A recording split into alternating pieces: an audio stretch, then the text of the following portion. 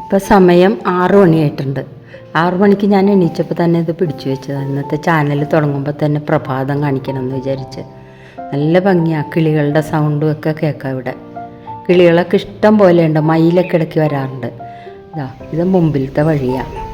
ഇത് കേരളത്തിലെ വഴിയല്ല കേട്ടോ, ഇത് കോയമ്പത്തൂർ തുടിയല്ലൂർ എന്ന് പറയുന്ന സ്ഥലത്താണ് ഞങ്ങൾ താമസിക്കുന്നത്. നല്ല സ്ഥലമാണ്.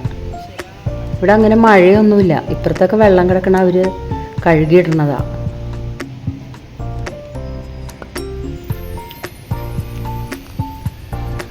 വഴിയിലൊന്നും അങ്ങനെ വേസ്റ്റ് ഇടാൻ പാടില്ല എന്നൊക്കെ നിർബന്ധമുണ്ട്.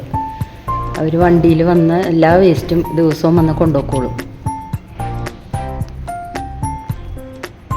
വാഴ തുടങ്ങി എല്ലാ സാധനങ്ങളും പഠിക്കുക നടണം. കാരണം ഇവിടെ സ്ഥലത്തിന് ഭയങ്കര വിലയാണ്. അതുകൊണ്ട് പൊതുവേ കോയമ്പത്തൂരല്ല സ്ഥലങ്ങൾക്ക് വലിയ വിലയാണ്. അതുകൊണ്ട് അവരൊക്കെ വീട് വയ്ക്കാനുള്ള സ്ഥലം കഴിച്ചാൽ അപ്പുറം ഇപ്പുറമൊക്കെ ആയിട്ട് വഴിയിലെ സൈഡിലാണ് നടണത്.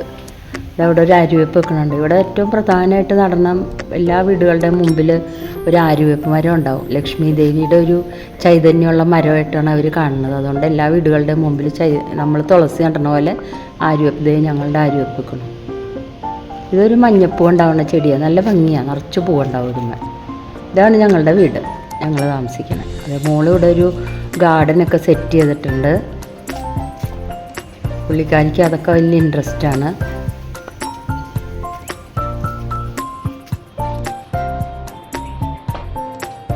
ഞങ്ങളിവിടെ ഒരു പ്രത്യേകത ഉണ്ട്. ജൂൺ മാസത്തിലാണ് ഞങ്ങൾ വന്നത്.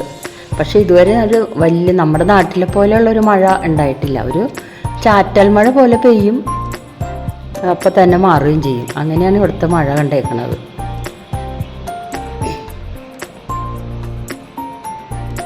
ഇതൊരു ചെത്തി മേടിച്ച് ഒരു വലിയ ചട്ടിയിലാണ് നട്ടേക്കണത്. ഒരു മണി പ്ലാന്റ്, അപ്പുറത്തെ ഒരു പീസ് ലില്ലി, പിന്നെ ഒരു കറ്റാർ വാഴ. മഴയില്ലയെന്ന് വെച്ചിട്ട് ഞങ്ങൾക്ക് വെള്ളത്തിന് ബുദ്ധിമുട്ടില്ല. എല്ലാ ദിവസവും കുളിക്കാനും അലക്കാനും ഒക്കെ ഉള്ള വെള്ളം വരും, ദിവസവും വരും. പിന്നെ ആഴ്ചയിൽ 2 ദിവസം നമുക്ക് കുടിക്കാനുള്ള വെള്ളവും വരും. അതിന് 2 ടാങ്ക് ഉണ്ട്. അതൊക്കെ പിന്നീട് എപ്പോഴെങ്കിലും കാണിക്കാം കേട്ടോ.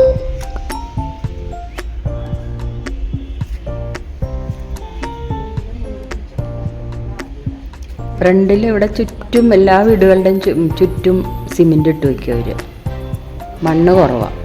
അതുകൊണ്ടും കൂടിയാണെന്നാണ് ഒരു പഠിക്കുകയൊക്കെ വഴിയുടെ സൈഡിലൊക്കെ നട്ടുപിടിപ്പിക്കുന്നത്. ഇത് അടീനിയത്തിൻ്റെ ഒരു തയ്യ പൂവൊക്കെ നിൽക്കുന്നുണ്ട്.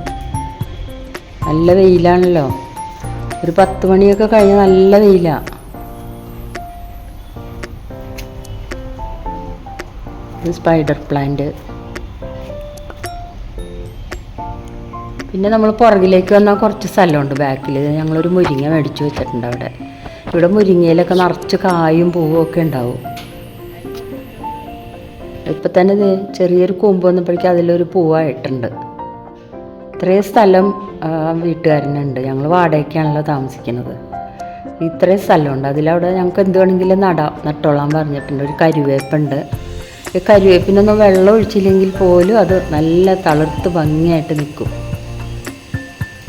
കണ്ടോ, അവരാ പരിസ്ഥിതിയായിട്ട് യോജിച്ചു. ഇവിടുത്തെ ചൂടായിട്ട് മാവിനൊന്നും ആരും വെള്ളം ഒഴിക്കില്ല, എന്നാൽ പോലും മാവൊക്കെ അതേ തളിർത്ത് നിൽക്കണം നിറച്ച്. ഇതൊരു വാഴ ഞങ്ങൾ വന്നേ പിന്നെ വെച്ചതാണ്. അപ്പോൾ കാറ്റ് കാരണം ഒടിഞ്ഞു കൊണ്ട് കെട്ടി വെച്ചേക്കുക. അപ്പുറത്ത് കാണുന്ന ഒരു അമരയാണ്. ഇത്രയും സ്ഥലമുണ്ട്. മോനിടയ്ക്ക് കൊച്ചുമോൻ സൈക്കിളൊക്കെ ചവിട്ടാൻ എടുക്കും. ഇത് കണ്ടോ, ഇതൊരു മാവ് ഇപ്രാവശ്യം തളിർത്ത് നിൽക്കണം. പൂക്കോന്ന് അറിഞ്ഞൂടാ, കഴിഞ്ഞ പ്രാവശ്യം പൂത്തിട്ടുണ്ടായിരുന്നു. അപ്പോൾ ഇത്രയൊക്കെ കാഴ്ചകളാണ് ഇവിടെ എനിക്ക് വീടിൻ്റെ കാണിക്കാനുള്ളത്. എല്ലാവരും എൻ്റെ ചാനൽ സബ്സ്ക്രൈബ് ചെയ്യണം, ഷെയർ ചെയ്യണം. Thank you.